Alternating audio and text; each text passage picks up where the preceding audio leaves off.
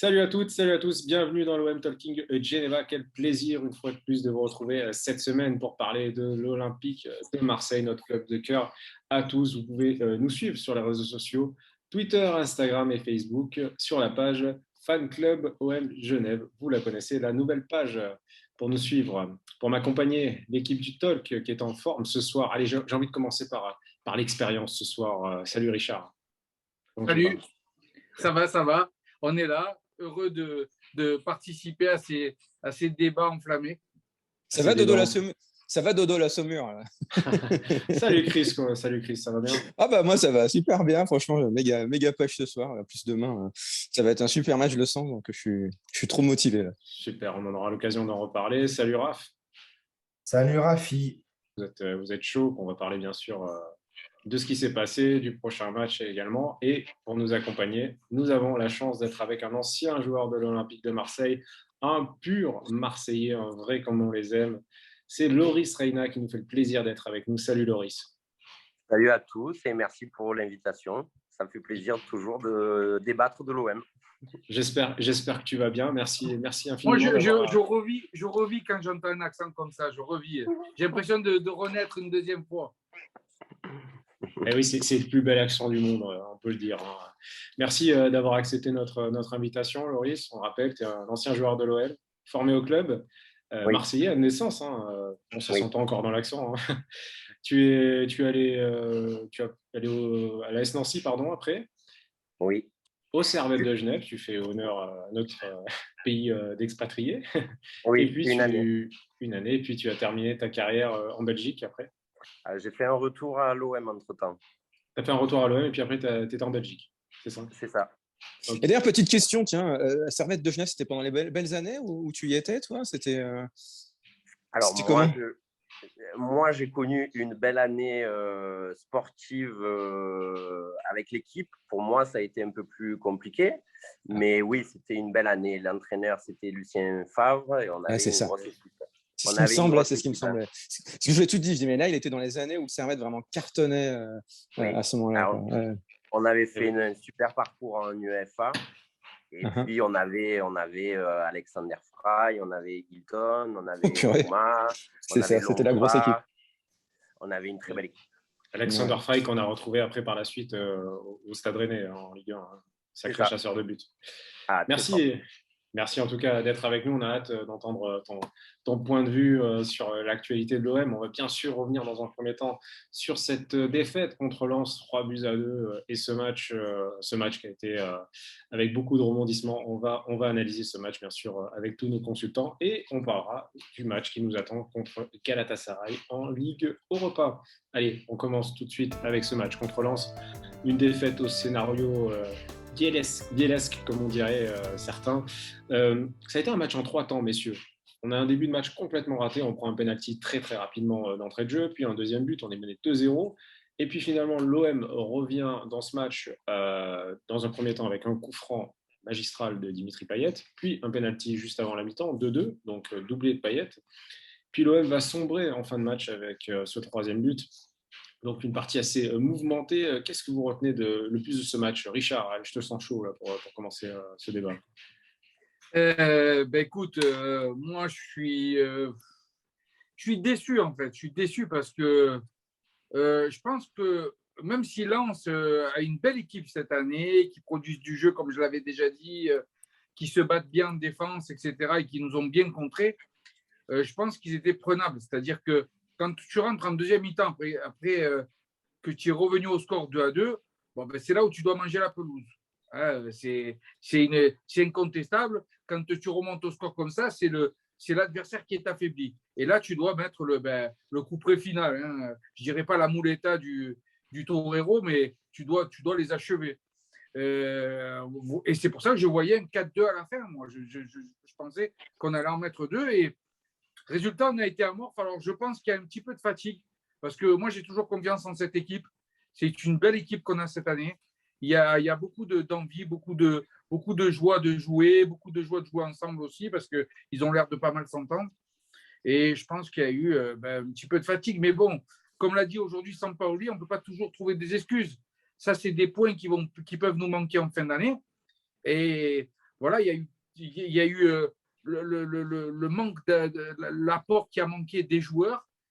Sampaoli a aussi peut-être fait ses erreurs. Il fallait peut-être changer quelque chose au niveau tactique. Et c'est là où rester toujours sur la même tactique, ben, c'est pas toujours forcément intéressant.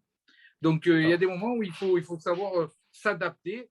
En deuxième mi-temps, on aurait dû on va y revenir pas justement, dormir sur Richard. ses lauriers. On va y revenir un peu après dans la deuxième mi-temps. On va écouter l'avis de notre invité, Loris. Qu'est-ce que tu as retenu, toi, sur le match? Est-ce que tu retiens cette réaction en première mi-temps où on arrive à remonter au score à 2-2 ou alors qu'on ne trouve pas des solutions en deuxième mi-temps et que finalement on encaisse ce troisième but qui nous plombe, quoi? Moi, je crois que déjà, ce qu'il faut rappeler, tu disais que c'était une défaite à la Bielsa. Et je pense que c'est deux systèmes qui sont très exigeants pour les joueurs. Donc, la question qu'on peut toujours se poser, l'éternelle, c'est sur la durée. Bien sûr. Donc là, c'est vrai que dans ce match-là, on revient à 2-2 avant la mi-temps. On a l'impression d'avoir fait le plus dur. Et puis cette deuxième mi-temps, bon, où on voit que ça s'essouffle un peu. Et voilà, moi, la question que je me pose, c'est ça, c'est sur la durée, qu'est-ce qui va se passer? Eh oui, ça va être compliqué. Raph. Voilà, je trouve que c'est des systèmes de jeu très exigeants. Donc là, bon, on n'a pas à se plaindre en termes de jeu, de résultats depuis le début de la saison. On a ce premier couac à Lens. Moi, je ne pense pas que ça soit très grave ou pour la suite. Mais voilà, moi, je vois plus dans la durée parce que ce sont des systèmes très exigeants. Quand on les voit jouer, ce qu'on demande aux joueurs, c'est… Alors, est-ce que tu as trouvé l'équipe émoussée physiquement? Tu les as trouvés un peu moins bien ou tu n'es pas plus inquiet que ça? Non, je ne pense pas que ce soit ça la raison, parce qu'il ne faut pas enlever le match que fait Lens aussi, parce que Lens vient et joue. Lens ne mérite, hein. Il faut aussi être clair. Voilà, moi, je me projette un peu plus sur la durée, parce que je me répète, ce sont des systèmes de jeu très exigeants. Alors après, c'est vrai que dans le recrutement, ça a été très cohérent. On a pris des bons joueurs à des bons postes où ça nous manquait. On retrouve un Payet avec une allure de joueur de foot et des vraies prestations de joueur de foot. Mais voilà, on a Milik qui va revenir. Mais voilà, moi, je pose l'accent là-dessus, sur l'exigence de ces systèmes de jeu. D'accord, merci Loris. On va entendre le point de vue de Raph qui voulait aussi réagir à ça. Moi, ce que je voulais dire, c'est juste qu'il ne faut pas négliger Lens, comme l'a dit Loris. Je pense que l'OM a eu 2 temps faibles au début du match et à la fin. Et en fait, je pense que contre une autre équipe de Ligue 1, ça aurait pu passer. Mais face à Lens, qui est une équipe vraiment qui fait du bon travail depuis qu'ils sont remontés en Ligue 1, eh ben, ça n'a pas passé. Voilà, l'OM a raté son match et puis Lens l'a très bien réussi. Alors, n'oublions pas qu'à Lens, il y a quand même un entraîneur qui est un sacré tacticien, qui l'année dernière est quand même venu au Vélodrome aussi prendre les 3 points. Et n'oublions pas aussi qu'à 2-2, Under touche la barre transversale, hein. Ça peut être un autre match en cette deuxième mi-temps. On peut finir à 3-2 ou à 3-3. Oui, Richard, une dernière réaction sur le sujet. C'est pour ça que je te dis qu'il y avait quand même la place de faire quelque chose. Alors, bien sûr, comme le dit Flo et Loris, il ne faut pas non plus négliger le niveau de Lens qui est susceptible de poser des problèmes à pas mal d'équipes cette année, hein. On a vu quand même qu'il y avait dans ce match, on va parler de la défense, on a vu quand même dans ce match qu'il y avait une défense qui était un peu moins sereine. Alors moi j'avais évoqué qu'il y avait une possibilité que physiquement l'équipe était un peu diminuée. Est-ce que ça aurait pu être le cas de la défense également, qu'il y a un manque de fraîcheur ou peut-être un manque d'expérience, Richard, qu'on n'a pas su peut-être gérer les contre-attaques, les offensives lensoises? Comment tu vois ça, que la défense a été un peu plus à la peine qu'à l'habitude? Encore une fois, on le disait tout à l'heure, ce qui est inquiétant, Loris le disait, c'est inquiétant, parce qu'on est au 4e ou 5e match de championnat et déjà il y a de la fatigue. C'est pas normal. C'est des professionnels. Donc ça commence déjà à nous inquiéter. Il y a le match de Ligue Europa qui arrive. Quel match on va faire? Tu vois? Donc, comme le disait Sampaoli, je suis d'accord avec lui. Il n'y a pas d'excuses. Il n'y a pas d'excuses. Et le problème, c'est que on les retrouve souvent amorphes. Voilà. Donc, Il faut se relancer quand ça ne va pas comme ça. Alors justement, c'est ce que disait Loris tout à l'heure, c'est un système qui demande beaucoup d'exigences. Loris, toi, tu as été un ancien défenseur, tu sais ce que c'est aussi. Comment t'expliques que peut-être, est-ce qu'on est tombé sur une attaque de Lens redoutable ou est-ce que tu penses qu'il y a eu un problème en défense? Quel est ton point de vue? Alors, moi, je n'ai pas parlé de fatigue. J'ai dit que c'était des systèmes de jeu qui étaient très exigeants, donc dans la durée. Et puis après, moi, alors le reproche, entre guillemets, que je fais à ces systèmes de jeu, c'est que, alors oui, c'est plaisant à voir parce qu'il y a du jeu, il y a des buts, mais quand on voit dans un match comme contre Lens, où on voit bien qu'on ne maîtrise pas à 100%, on perd 2-0, on revient à 2-2, ben moi, je trouve que dans ces cas-là, des fois, il faut peut-être mieux fermer et puis on se contente du match nul. Alors, c'est peut-être pas très beau ce que je vais dire, mais parfois, c'est pas mal. Et ça peut être un point qui peut compter pour la suite. Ouais. Voilà. Et moi, j'ai un peu cette réflexion-là. Donc, j'insiste toujours. Je trouve que c'est très éprouvant physiquement, ces systèmes de jeu. Et puis, quand on voit que ça ne va pas passer ou que c'est plus dur, pourquoi pas avoir cette faculté de retomber dans un jeu peut-être un peu plus fermé. Alors, je sais bien, les supporters, ils n'aiment pas ça. Mais bon, au final, on prend un point et puis le match d'après, c'est reparti. D'accord. Une réaction. Mais après, moi, je n'ai pas parlé de fatigue sur ce match-là et pas pour la défense non plus. Moi, je trouve que Lens est venu jouer et qu'ils ont fait un très bon match. D'accord, mais tu n'as pas trouvé la défense en dessous de son niveau D'accord. Enfin, pas plus que ça, quoi. Pas plus que ça. D'accord. Merci. Je ne les accablerai pas à eux plus que les autres. D'accord. Raph, on t'écoute. Tu voulais réagir. Moi, plutôt que de la fatigue, je pense que c'est vraiment un manque d'expérience parce qu'il y avait des situations que les joueurs n'ont pas su gérer avec en face Lens qui faisait un très gros pressing. Et voilà, d'habitude, Saliba, il fait des relances assez courtes vers les autres défenseurs. Ça passe parce qu'en face, il n'y a pas une grosse pression. Et je pense que l'expérience, ça aurait été, voilà, au bout d'un moment, arrêter de jouer court et t'envoies le ballon devant, comme ça libère un peu plus l'espace et puis ça te soulage un petit peu. Des fois, il faut savoir être pas joli dans le jeu, c'est comme ça. Ok, merci Raph. On va parler avec toi, Chris, du coaching de Sampaoli, de Jorge Sampaoli, qui a reconnu après le match en conférence de presse s'être trompé dans ses choix. Il voulait faire des choix, il a fait des changements en seconde mi-temps pour reprendre le match en main, reprendre le contrôle du jeu. C'était un peu ce qu'il a dit et ça n'a malheureusement pas fonctionné. Alors, l'OM venait de recoller, donc, comme on l'a dit, à 2-2. Et il pensait peut-être qu'avec ses choix, reprendre un peu le pied sur le ballon et changer une dynamique. Est-ce qu'il y avait une autre option à faire, tu penses, selon toi? Ou est-ce qu'on aurait dû repartir avec le même 11? En tout cas, malheureusement, ce n'était pas le bon choix. Oui, c'était un souci parce que on a perdu. À la fin, voilà, Hayes a gagné, Lens a gagné. Et c'était une belle victoire au niveau tactique. La bataille du milieu a été très largement remportée par Lens. C'est assez intéressant d'ailleurs la stratégie qu'ils ont mis en place. C'est-à-dire qu'ils ont repéré en fait qu'on avait notre point faible à gauche, du côté de Luan Pérez, qui arrive. En fait, on a un côté gauche qu'on n'arrive pas bien en fait à stabiliser au niveau défensif parce que Luan Pérez va faire un truc de fou. C'est-à-dire qu'à la fois il faut qu'il fasse un rôle de latéral et à la fois il faut qu'il soit défenseur central gauche. Donc il doit vraiment tout le temps courir et souvent de fois se retrouver à l'arrache. Alors, contre normalement une équipe, comme disait Raph tout à l'heure, quand on est contre une équipe, j'ai envie de dire de milieu, de classement, de Ligue 1, ça passe. Mais là, avec des tels joueurs au milieu de terrain franchement, je veux dire, vous prenez un jeu comme Seko Fofana, il n'y a pas de problème, moi je le veux tous les jours à l'OM.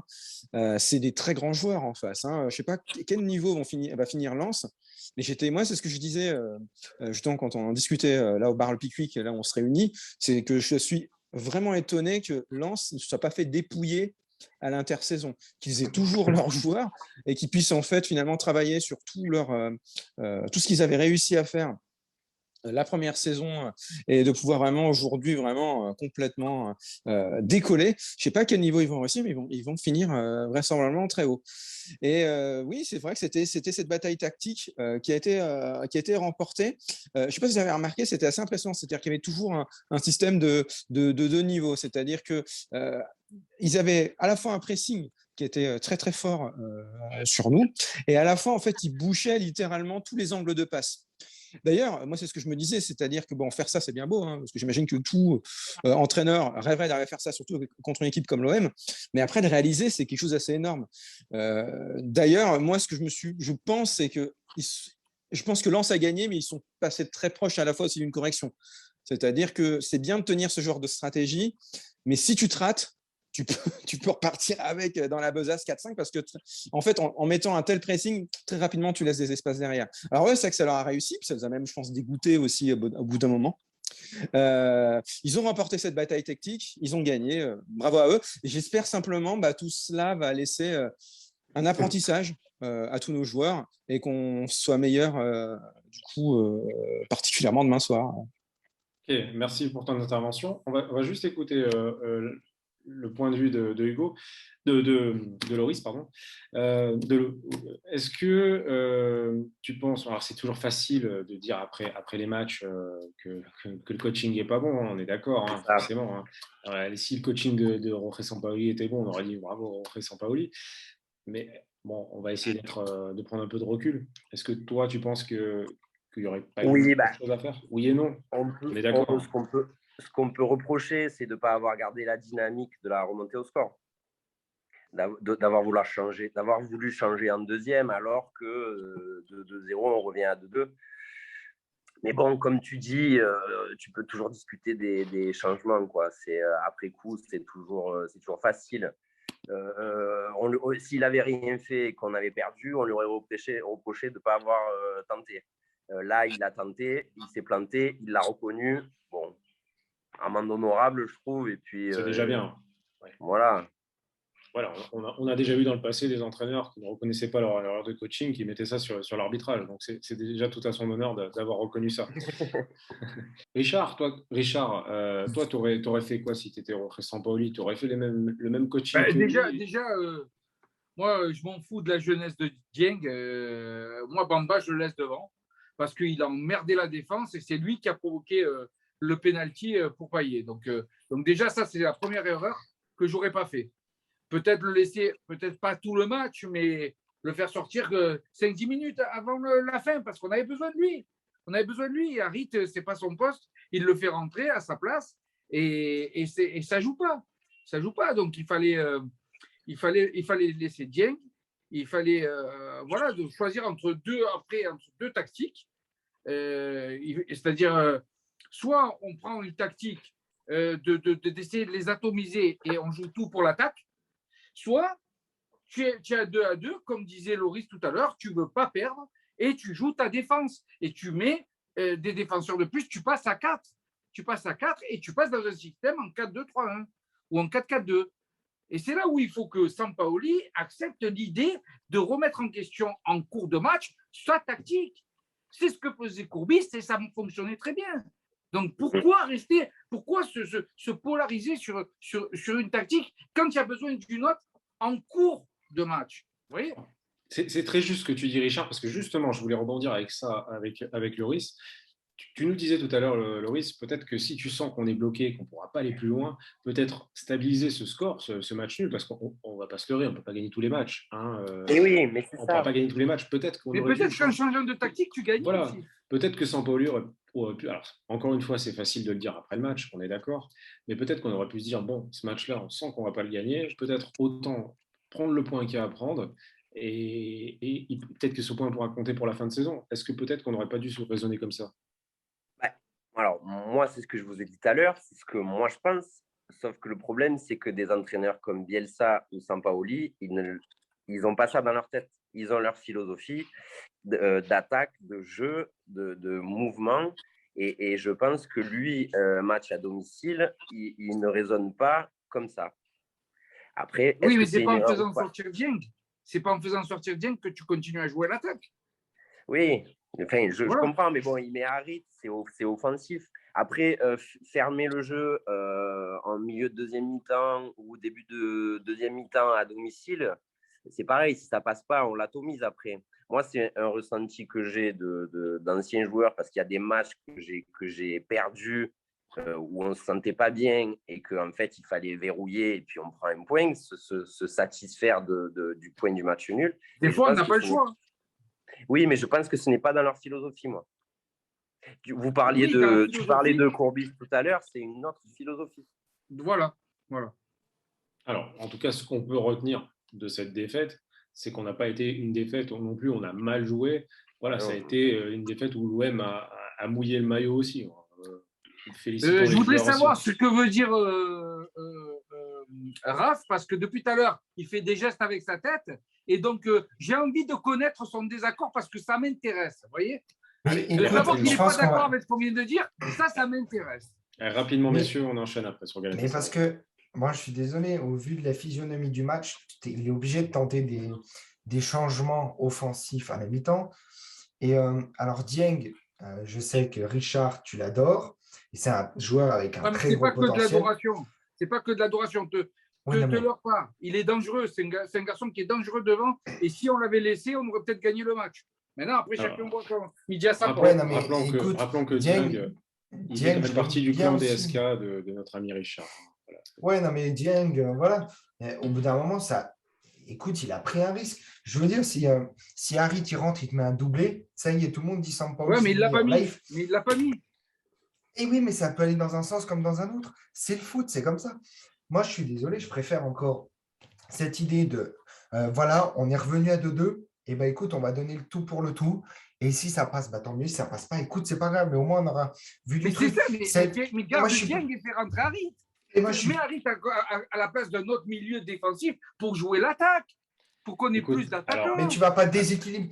Richard, tu me parles de trucs où il faut verrouiller derrière et tu me proposes un changement. Tu n'as pas entendu ce que je t'ai dit. Non. Tu fais un choix. Soit tu joues vraiment l'attaque et tu mets suffisamment d'attaquants, soit tu joues la défense pour conserver ce point du match nul, comme le disait Loris tout à l'heure. Mais toi, tu me parles d'être à 4 défenseurs. C'est un choix qui est pour verrouiller, ça, quand tu mets 4 défenseurs derrière. Si, tu choisis la défense. Bon, mais si tu ne choisis pas la défense, tu n'es pas obligé de faire sortir Dieng à la place et mettre Harit. Tu pouvais les mettre les deux. Messieurs, on ne pourra pas refaire le match. Ils vont se marcher sur les plats. Malheureusement, on a perdu ce match. Vas-y, Loris. Pardon. Moi, je trouve que l'important, c'est justement le déroulé. C'est que tu perds 2-0 et tu reviens à 2-2. C'est dans ce cas de figure-là où moi, ce que je vous dis, c'est ce que je ressens. Si dans un match où c'est toi qui mènes 2-0, forcément, on ne va pas avoir le même discours. Si tu te fais revenir à 2-1, tu n'auras pas le même discours. Sauf que là, tu perds 2-0, tu reviens à 2-2. Dans un match que tu ne maîtrises pas de la tête. Et donc, tu dois gagner après. Dans l'esprit, si tu es revenu à 2-2, après, tu dois les atomiser. Tu dois les achever. Alors, moi, je vais te répondre, dans tous les cas, tu ne le perds pas. Oui, là, je suis d'accord. Pour clore ce petit débat que vous avez, il y a peut-être une réflexion qu'on ne s'est pas faite, c'est qu'aujourd'hui, on parle de coaching, voilà, on aurait pu garder lui, faire rentrer lui, etc. Mais n'oublions pas qu'aujourd'hui, on a 5 changements. Toi, 5 changements. Parce que, par exemple, tu parles du coaching de Roland Courbis à l'époque, Richard. Il y avait 3 changements. Aujourd'hui, on en est à 5 changements pour cause de Covid. Donc, forcément, ça offre plus de possibilités de changements, ce qu'on ne faisait pas avant. Voilà. On avait 3 changements.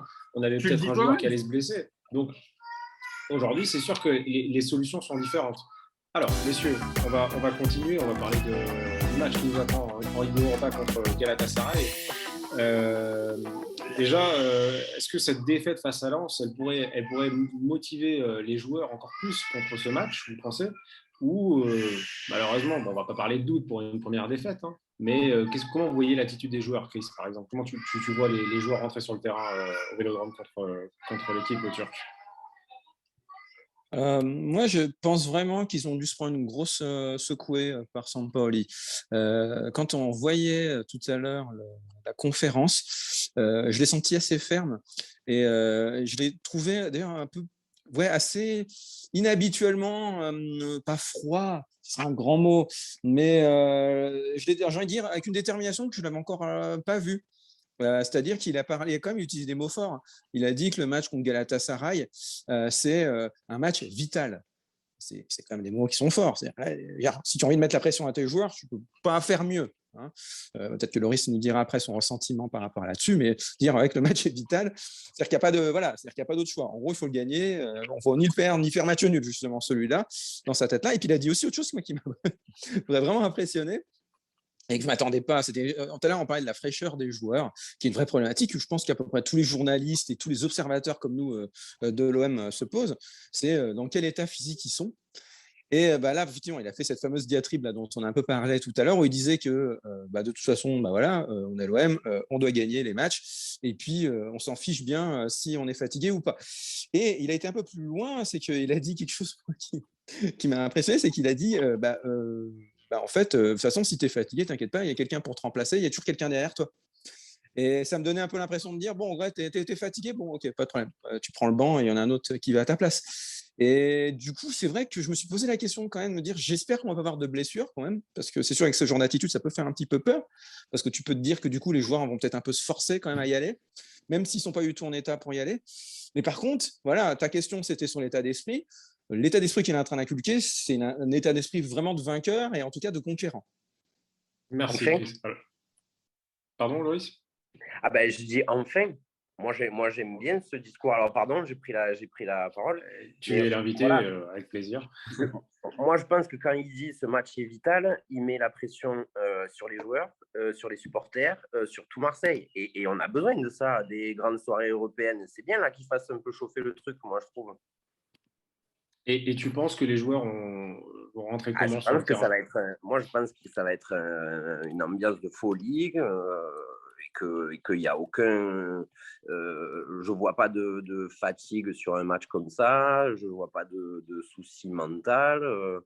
Je ne pense pas que la défaite contre Lens ait un impact.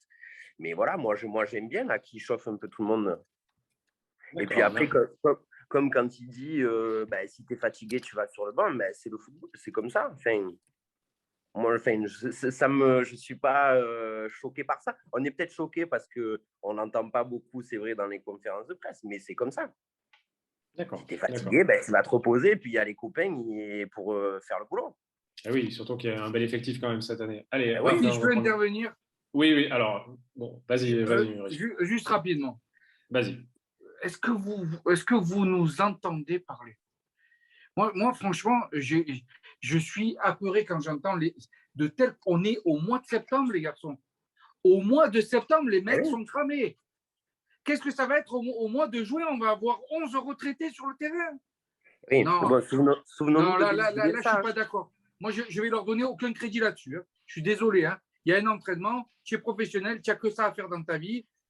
Si tu vas en boîte et que tu te crames toi-même, tant pis pour toi. Moi, je n'en ai rien à foutre de ça. Moi, je suis supporter et je veux voir mes joueurs, comme un entraîneur d'ailleurs, qui fonctionne sur le terrain. D'accord? Je n'ai pas envie de voir des mecs amorphes.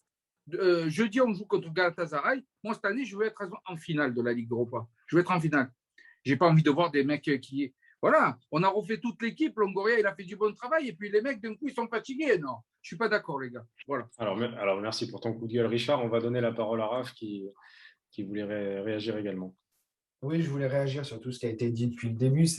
Déjà, moi, j'ai trouvé la conf de Sampaoli très intéressante parce qu'en fait, il dit des trucs très intéressants et en résumé, c'est voilà, moi, j'ai fait des choix, je les assume, ça n'a pas marché. Mais d'un autre côté, il faut aussi que les joueurs se remettent un peu en question parce que tu peux mettre n'importe quel joueur sur le terrain. Si au bout d'un moment, il ne fait pas le taf, ça ne peut pas être que la faute du coach. Et ensuite, pour revenir sur le truc de Richard, je ne pense pas qu'on est en train de dire que tous les joueurs sont fatigués. Je pense que juste, c'est aussi, il faut prendre en compte un truc, c'est qu'il y a beaucoup de joueurs qui ne jouaient pas beaucoup avant, qui ne faisaient pas des saisons pleines, d'autres qui revenaient de blessures, tout ça. Donc, je pense qu'il y a un contre-coup à la préparation, au déplacement, parce qu'on parle souvent des déplacements, mais enfin, les 3 matchs internationaux que fait Gerson à jouer à 4 heures du matin, au bout d'un moment, ça commence à nous les briser. Les 3 matchs internationaux, tout ça, et on passe la qualité nullissime de ces matchs et le fait qu'ils servent absolument à rien, ces joueurs-là, ça les fatigue. Donc, au bout d'un moment, tu peux comprendre qu'il y a un contre-coup. Je ne pense pas qu'ils soient fatigués au point de marcher à 4 pattes. Je pense qu'ils sont juste... Ils ont le contre-coup de la préparation qui a été longue et dure, parce que Sampaoli fait des préparations très dures. Et voilà, et c'est tout. Je pense qu'ils vont Alors, à ce avoir moment-là, après, super. ils vont avoir un deuxième souffle. C'est obligé. Super, tu nous donnes un super espoir. Ça veut dire qu'au mois de janvier, les mecs, ils doivent être au top physiquement. Voilà. Mais Alors, avant, ils le seront avant. D'ici fin octobre, novembre, l'OM, s'il continue comme ça, au bout d'un moment, c'est un truc physiologique. L'organisme va Sauf que prendre j'ai pas envie l'habitude et va d'être éliminé en récupérer Ligue mieux. Europa. Sauf que j'ai pas alors, envie d'être éliminé en Mais Ligue les Europa. autres clubs, c'est pareil. ok. Les autres clubs, c'est pareil. Christopher, une réaction, s'il te plaît. Oui, je suis une réaction très courte pour dire que Under, ça nous a rassuré aussi, a dit qu'il était en pleine forme. Voilà, donc voilà, quand même, c'est quand même assez rassurant. On va espérer qu'elle ne touche pas la barre cette fois-ci, parce qu'elle aurait été belle si elle était rentrée. Raph, présente-nous un peu cette équipe de Galatasaray, s'il te plaît. Alors, ça va être une présentation assez brève parce que on en est qu'au début de saison. Donc, Galatasaray fait un début de championnat qui est assez mauvais. C'est-à-dire qu'ils sont 10e dans le championnat turc avec 3 victoires, 2 nuls et 2 défaites. Par contre, en Ligue Europa, ils ont gagné l'autre fois à domicile face à la Lazio. Bon, alors, c'était sur un joli. Au volley, on appelle ça un super match. Donc, le gardien de la Lazio a fait un super match dans sa lucarne. C'était assez rigolo. Voilà. Donc, mais sinon, Galatasaray est une équipe qui n'est pas en forme, qui n'est pas très en confiance. Mais voilà, rien n'est plus redoutable qu'une bête blessée. Et oui, forcément. Oui, Chris. C'est bien dit, ça. Moi, je me pose la question par rapport à Galatasaray parce que j'ai l'impression qu'ils sont en train de complètement changer leur politique de jeu, leur politique de recrutement. Et je pense quand même que quand on change ce genre de choses, il faut quelques années. Alors, ce que j'entends par là, c'est que vous vous souvenez, un Galatasaray, pendant de nombreuses années, c'était un peu, je veux dire, après le golf, c'était le deuxième endroit où on trouvait pas mal de nos retraités, de quelques stars qu'on avait chez nous en France, en Angleterre ou en Espagne. Et là, de plus en plus, maintenant, ils essaient de faire un recrutement beaucoup plus jeune, beaucoup plus malin, entre guillemets. Ils arrêtent un peu aussi toute cette stratégie qu'ils avaient avant. Ils arrêtent aussi les très, très gros salaires, hein, pour être aussi très clair sur le sujet. Donc voilà, ils sont en plein dans ce changement-là. Je ne sais pas combien d'années il leur faudra pour aussi arriver à que ça se transforme en quelque chose de stable. D'accord. Alors, ce match, on sait qu'on a pris un point sur le premier match. Est-ce que vous pensez qu'il va conditionner la suite de notre parcours en Ligue Europa? Parce qu'on a vraiment besoin d'une victoire pour vraiment donner un élan. Richard, pour toi, la victoire est impérative demain pour la suite de cette compétition. Oh, non, on a déjà vu des cas où on a une défaite ou un match nul et après on se qualifie. Puis après on va loin. Non, c'est pas. Maintenant, c'est sûr que pour donner une bonne impulsion à cette coupe, c'est sûr que ça serait mieux de gagner. Et surtout, battre l'un des favoris du groupe, c'est-à-dire Galatasaray, ça serait intéressant, quoi. Parce qu'ils viennent quand même de battre la Lazio de Rome. Donc c'est pas. Oui, l'oublions pas. Eh oui. Eh oui. Donc, c'est pas rien. C'est pas rien. Donc, après, tu vas être confronté à la Lazio de Rome. Si tu bats Galatasaray demain, tu fais un gros coup. Donc oui, ça serait bien. Mais bon, c'est pas irréversible non plus. Tu es du même avis que Richard, Loris? Moi, déjà, je pense qu'il faut faire renaître un peu ces soirées européennes chez nous, là. Je veux dire, cette année, ça part bien. On a des bons résultats. Voilà, il faut faire chauffer le stade et puis que les équipes recommencent à avoir peur à venir chez nous un peu. Et là, demain, tu ne dors pas sur le terrain. Hein, parce que si tu dors sur le terrain, c'est mort. Hein, tu vas te prendre 3-0. Hein. Non, moi, je pense qu'ils vont gagner. Je pense qu'on n'a pas à avoir peur du 10e du championnat turc, même si c'est Galatasaray. Comme a dit Christopher, ce n'est pas le Galatasaray qu'on a connu. Voilà, moi, j'ai envie qu'on revive ces belles soirées européennes. Sampaoli, il a un peu chauffé tout le monde, comme l'a dit aussi Christopher en conférence. Et je trouve qu'on n'a pas à avoir peur d'eux et que, par contre, moi, je pense qu'il faut gagner chez nous pour avoir 4 points et après, on est plus serein. Tu parles de faire revivre ces soirées européennes. Tu étais, toi, dans le groupe, là, si je ne me trompe pas, hein, parce que ma mémoire commence à flancher des fois, saison 99, donc l'OM était qualifié en Champions League. Oui. C'est ça, donc tu étais dans ce groupe où on a vécu, par exemple, une victoire contre Manchester United à domicile, contre Chelsea également. Tu as vécu des soirées européennes comme ça, avec des ambiances de folie. Qu'est-ce que tu as comme souvenir et qu'est-ce que peut-être tu aimerais retrouver demain dans ces folles ambiances? Alors moi, j'en ai connu une belle de soirée européenne, c'est la victoire contre Manchester. Mais par contre, j'ai connu celle à la Lazio. On parlait de la Lazio, c'était moins rigolo là. La défaite 5-1, c'est ça? Oui. Ouais. Non, après, voilà, oui, moi, mon plus beau souvenir, mais même de toute ma carrière, c'est la victoire contre Manchester. J'ai la chance Avec de jouer but de William Gallas. J'ai la chance de jouer un quart d'heure dans ce match. Bon, j'ai une petite anecdote. Maintenant, On t'écoute. ça fait 20 ans. Alors, si vous revisionnez le match, tout à la fin, il y a un coup franc sur le côté pour Manchester. Je crois, c'est Beckham qui tire. Et je ne sais plus. Ils égalisent de la tête. Et si vous regardez bien, ils sifflent hors jeu. Alors, nous, on avait un code entre nous parce qu'on joue sur le coup franc de Beckham, c'était prévu qu'on joue le hors-jeu, donc on monte. Donc, c'était Luxem qui avait un mot de passe et quand il disait ça, on savait qu'il fallait monter. Et si vous regardez bien, il n'y a pas hors-jeu et je cours, mais de 1 millimètre.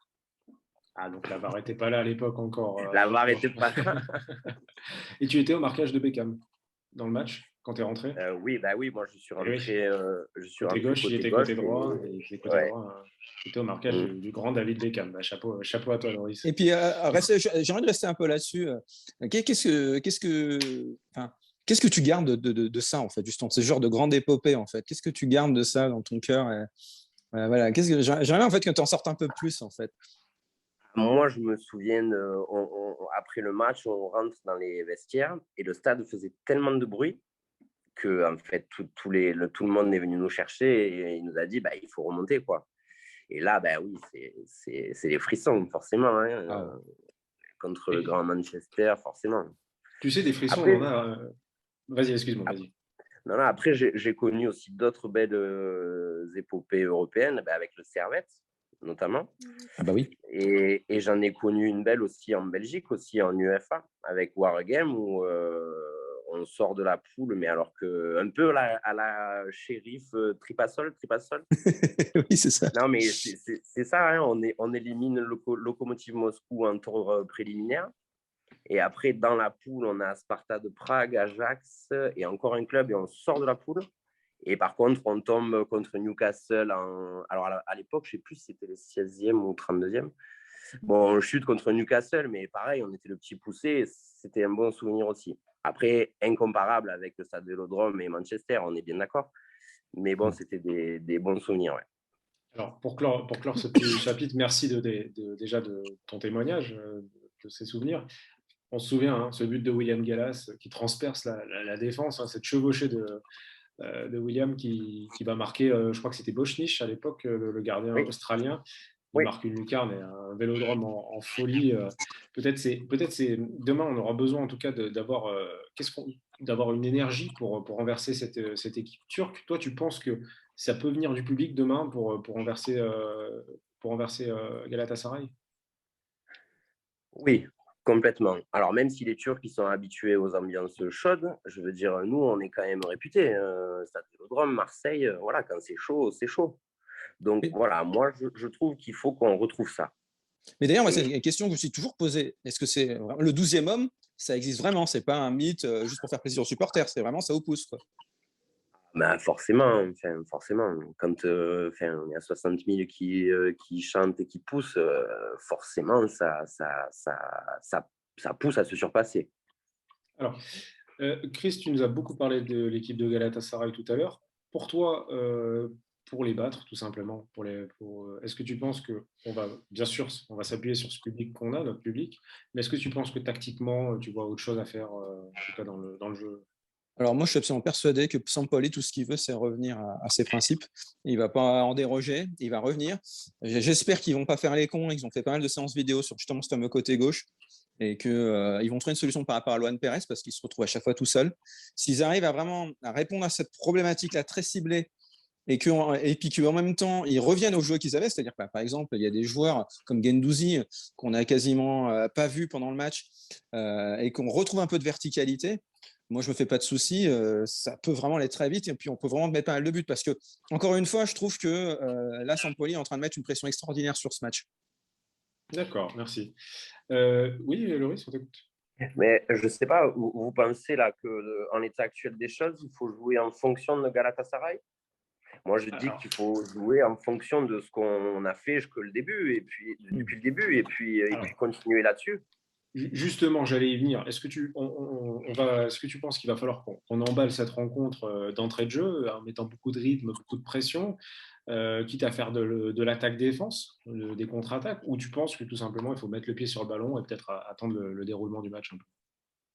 Moi, si je veux rejoindre ce que je disais tout à l'heure et prendre le public avec, il faut y aller. Hein. Il faut emballer, rentrer dans le match. Il faut jouer. Enfin, moi, je pense, oui. Parce que c'est là où le public suit, hein, quand ça pousse. Je veux dire, ils vont être contents d'aller au stade. C'est l'Europa League, Galatasaray. Donc voilà, je pense qu'il faut jouer là-dessus, moi.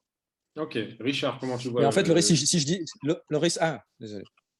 Vas-y, fini, on interroge Richard. D'accord. Donc oui, Loris, si je me permettais de dire ça, c'est juste pour finir. Hein. C'était parce que ce qu'on ressent, en tout cas, quand on regarde, moi j'ai revu le match encore cet après-midi, c'est vraiment, tu sens qu'ils ont senti en fait qu'il y avait quelque chose qui n'allait pas sur notre côté gauche. Et qu'ils ont appuyé vraiment dessus, quoi. Si tu regardes toutes leurs attaques franches viennent de ce côté. Et tu vois vraiment que c'était dans leur stratégie.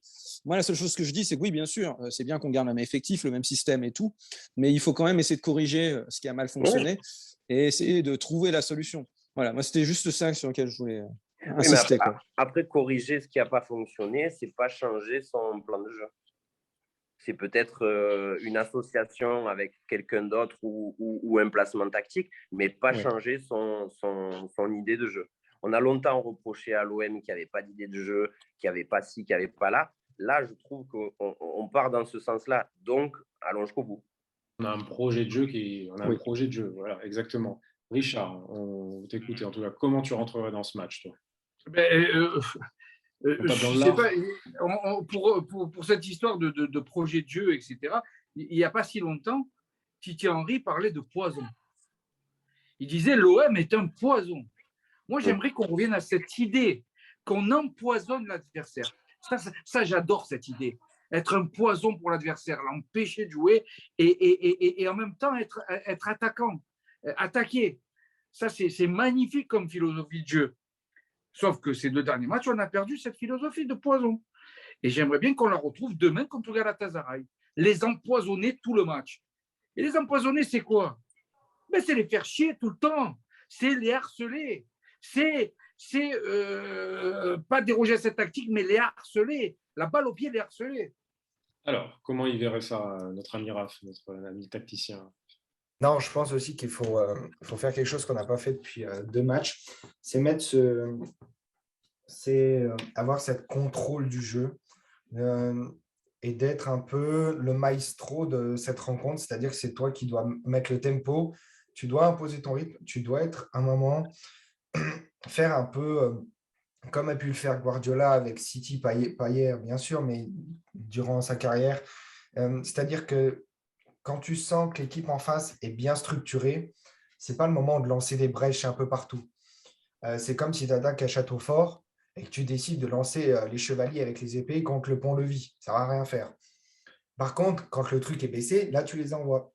C'est-à-dire il faut que tu arrives à garder le contrôle du jeu et à patienter aussi. Alors, des fois, on sait, ça ne va pas être beau comme on va jouer. On va jouer avec... en faisant des passes, faisant des passes latérales, des passes en arrière, tout ça. Mais c'est un truc qui va user l'adversaire. Et ensuite, quand tu veux attaquer, alors là, tu mets toutes les forces en attaque. Parce que toi, tu seras moins fatigué parce que on le sait tous. Et Loris, je pense, le sait aussi, de courir après le ballon, ça fatigue. Alors que quand tu as le ballon, tu es beaucoup moins fatigué.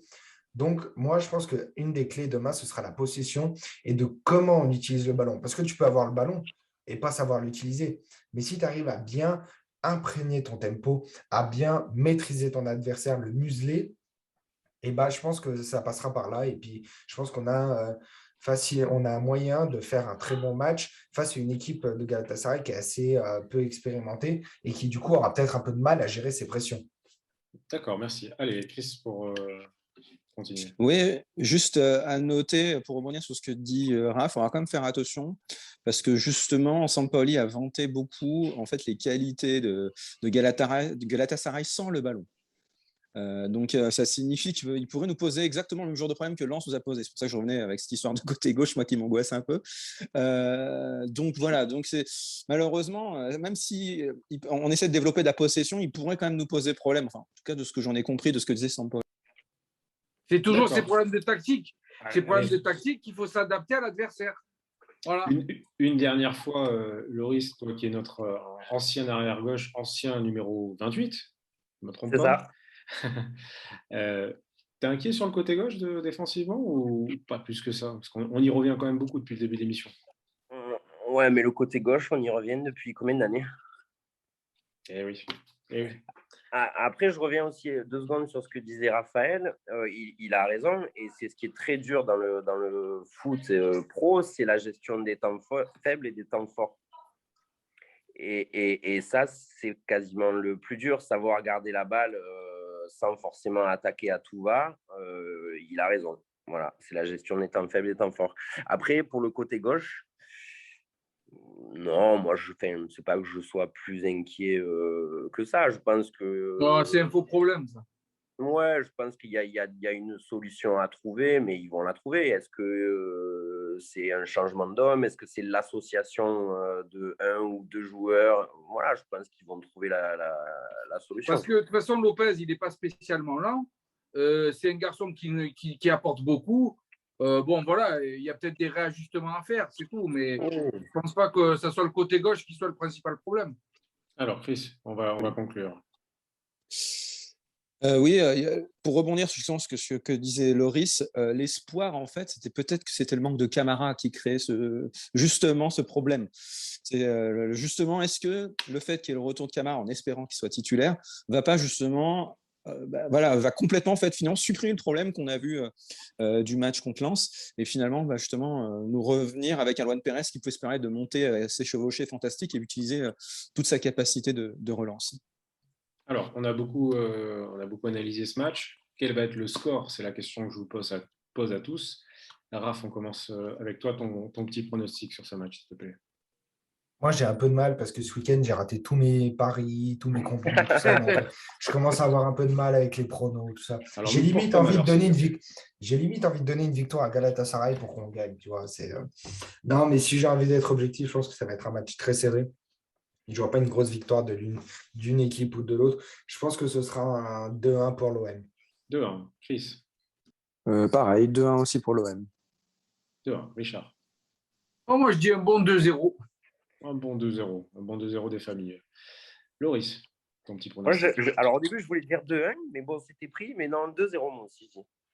D'accord, 2-1, 2-0. Moi, je vais dire 1-0. Je vais couper la poire en 4. On prend, hein, 1-0, on prend, hein. On prend, hein, même avec la 92e, un but contre son camp. Un but contre, c'est ça. Alors, Raph. Ouais, moi j'ai une question. Là, je sais qu'on est sur la fin, donc on peut un peu se lâcher tout ça. J'ai une question pour Loris, parce que tu as joué avec notre cher Lulu national, notre cher Lucien Favre. J'ai pas joué avec, hein. J'ai pas joué avec, c'est mon entraîneur. Non, je sais, parce que c'est mon grand-père qui a joué avec quand il était gamin. Donc... Ah, c'est pour ça que tu m'as fait peur, c'est ce que j'allais te dire, tu m'as fait peur. Tu as joué sous les ordres de Lulu. Et du coup, en fait, est-ce que, parce qu'avant que Sampaoli arrive, une des rumeurs les plus insistantes, ça avait été Lucien Favre à l'OM. Est-ce que ça t'aurait fait un peu kiffer? Moi, je sais qu'en tant que Suisse, ça m'aurait fait kiffer de voir au moins un Suisse à la tête de l'OM. Est-ce que toi, ça t'aurait fait un peu kiffer? Alors, quoi te répondre? Parce que, non, mais si tu veux, moi, mon année à Genève, ça, c'est pas, comme je disais tout à l'heure, l'équipe, ça a bien tourné. Pour moi, personnellement, ça a été un peu mi-figue, on va dire. Après, comme profil d'entraîneur, je ne suis pas sûr qu'à Marseille, ça l'aurait fait. Je ne suis pas sûr. Par rapport à l'environnement, par rapport à... Ouais, je ne suis pas sûr. Je me trompe peut-être, hein, mais... Après, il a fait des trucs pas mal à Dortmund, où ça peut être un peu comparable aussi. Hein. Tu crois? Parce qu'on nous l'a enfin... vendu le projet Dortmund aussi, mais on a vu. Hein. Ouais, non, mais nous, on nous a aussi la Brune nous a aussi vendu le projet Leicester. Oui, c'est ça. Avec un alcoolique, un fumeur, tout ça. Non, mais là, un vrai, ce que je veux dire, c'est être capable de gérer. Parce que si, moi, c'est un joueur que j'adore, Haaland, c'est Lucien Favre qui l'a fait venir. Une personne qui a le même nom de famille que toi, Reina, c'est le jeune américain Giovanni Reina qui est une pépite. C'est un peu Lucien Favre qui l'a lancé. Pareil Non, pour, mais comment il attends. s'appelle, pour Bellingham, tout ça. Donc, moi, je pense que ça aurait pu fonctionner. Mais voilà. Mais Ouais, mais de toute après, façon, Flo, Non, moi, mon c'est Raph. ressenti, hein. Raph, de toute manière, on ne peut pas dire à l'avance parce que, bon, il a quand même été à Dortmund, il a subi la pression, il a eu des bons résultats, aussi des moins bons résultats. Peut-être ça aurait pu marcher, mais on ne peut pas le dire à l'avance. Il aurait fallu vivre l'expérience pour savoir. Ce qui est sûr, c'est que c'est un entraîneur qui est expérimenté, ça c'est sûr. Et ça aurait pu peut-être servir à quelque chose à l'OM. Donc, maintenant, dire que est-ce que le gars, il est apte à subir la pression marseillaise de l'OM? Toute la question est là, en fait. On le sait bien hein, que chez nous, c'est un peu à part quand même. C'est ça. Alors, que, oui, vas-y, finis, oui, Richard. Oui, c'est que le gars, où il arrive, et il s'adapte, et le mec, il a une vitre devant lui, il arrive à passer toutes les émotions, et il se préoccupe que de sa tactique, de son équipe, de sa technique, de ses joueurs.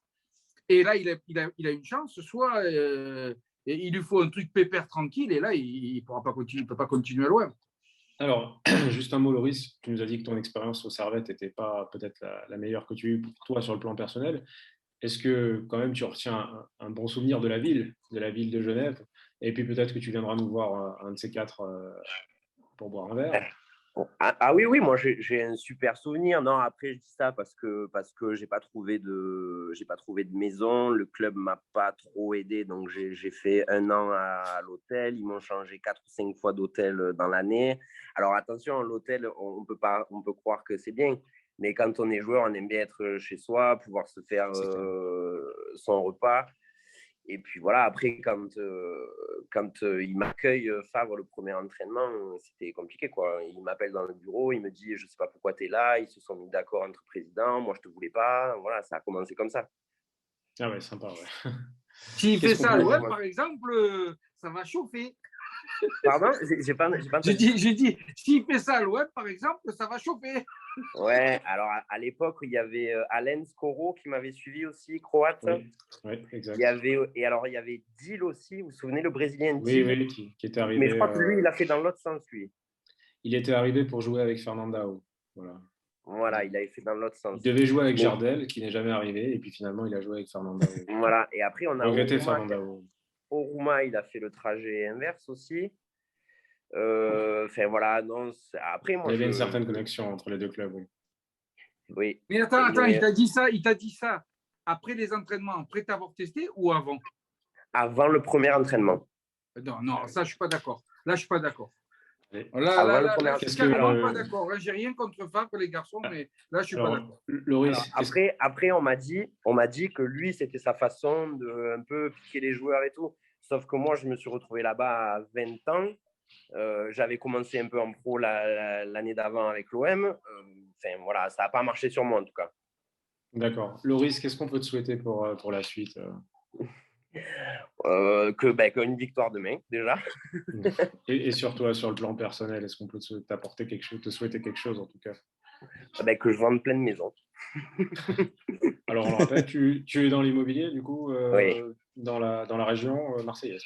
Oui, je suis rentré Enfin, j'ai fini, moi, j'ai arrêté en 2011. J'ai été opéré de la pubalgie en 2010. J'ai eu pas mal de soucis pour revenir et j'ai arrêté en 2011 et je suis rentré sur Marseille depuis, ouais. D'accord. Alors, si vous cherchez une maison avec une vue sur la mer, une belle piscine renversante, vous appelez Loris. On va vous faire un petit devis, en tout cas. Vous savez, dans les Avengers, c'est celui qui joue Hawkeye. Il faut savoir, en fait, dans la vraie vie, il n'est pas que acteur. Ils vont aussi des maisons. Aussi. Donc, vous voyez, voilà. Si dans les Avengers, c'est possible, pourquoi pas aussi à l'OM. Les actions de l'OM. Tu as déjà vendu une maison à un joueur de l'OM ou... Non, pas encore. Ça viendra. Ça va venir. Attention, parce que si tu vends une maison à Sampaoli, il risque d'être compliqué sur la maison qu'il veut acheter. Hein. Attention. Et Rafi, mets-le en contact avec tous les invités qu'on a eus. Hein. Oui, on va faire ça en antenne. En tout cas, merci. Oui, mais j'ai vu, vous avez eu José aussi, j'ai vu. Oui, bien sûr. Ouais. On a eu José, On a même eu Ménès. Mais là, je ne crois pas qu'il cherche des maisons. Bon. Allez, on a eu des SK aussi. Notre émission touche à sa fin. En tout cas, Laurie, c'était un plaisir de t'avoir, vraiment, de faire ta connaissance, d'entendre ton point de vue sur l'OM, passer d'anciens joueurs, tes anecdotes. C'était un réel plaisir cet échange, en tout cas. J'espère que tu nous feras le plaisir de revenir une prochaine fois. Le plaisir a été partagé. C'est quand vous voulez. Merci, Super. Merci pour ton accent. Ça nous donne un peu de chaleur dans ce pays où il fait un peu froid, où il commence déjà un petit peu déjà à faire. Ouais, bon, c'est un peu mi-figue, mi-raisin, on va dire. D'accord. Voilà, merci en tout cas à toi. On se retrouve bientôt, les amis. Merci à toute l'équipe du Talk et merci à vous de nous suivre comme chaque semaine. On se retrouve bientôt. Ciao, ciao, bye bye. Allez, l'OM et victoire contre Galatasaray, s'il vous plaît, messieurs. Merci. Ciao, bye bye. Ciao. Salut.